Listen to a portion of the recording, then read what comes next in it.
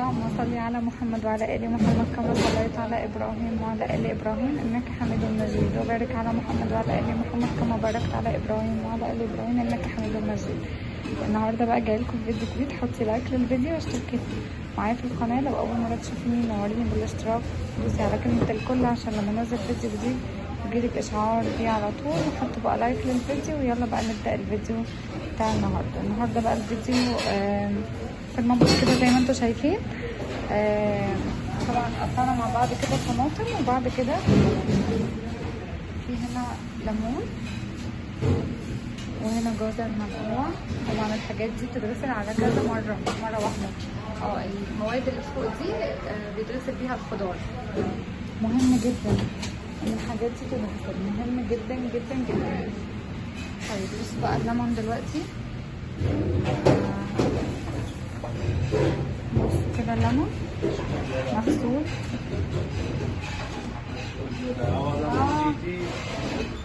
هنا خلاص الحاجات دي اتغسلت.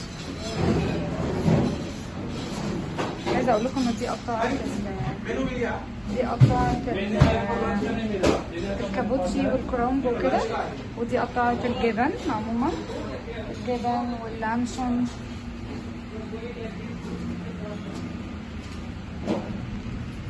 انا محتاجه نص ليمونه.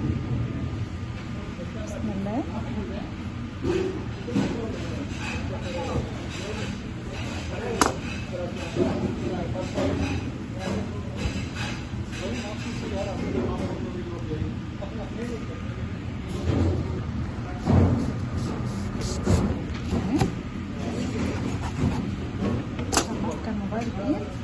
انا محتاجه ايه؟ نص هاف ليمون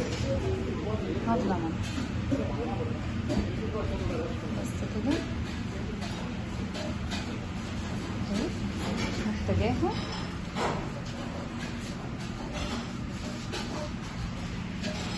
المهم بقى هنا ايه؟ الجزر طبعا بيغسلوا بينقعوه شويه ماده دي لو انت قلت عليها هي دي اسمها ستريم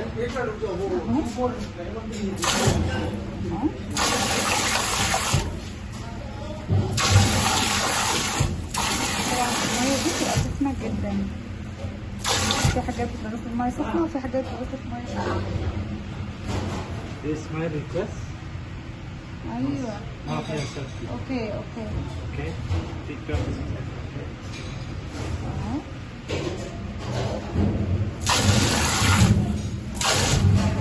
بس كده ما شاء الله.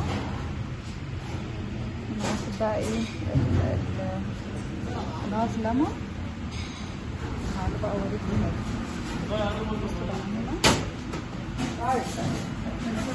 ده الزيتون، الكوكمبر، كل حاجة. تشيز. اوكي ماشي. تشيز كل ده لانشون، جبن، كل الحاجات دي بتتفضل.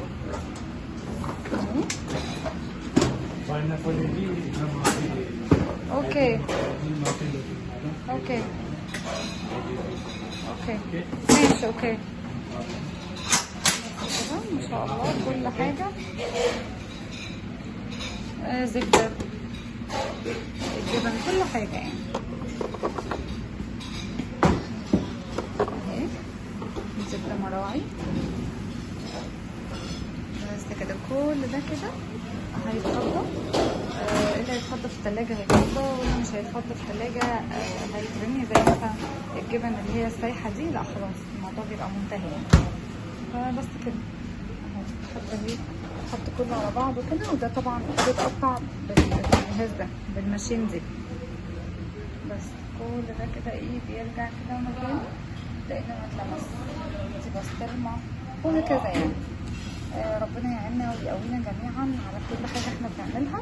بحبكم في الله واشوفكم ان شاء الله في فيديو جديد، والسلام عليكم ورحمه الله وبركاته. بس كل ده كده هيفضي دلوقتي. الولد اللي هنا هيفضي كل السفنجات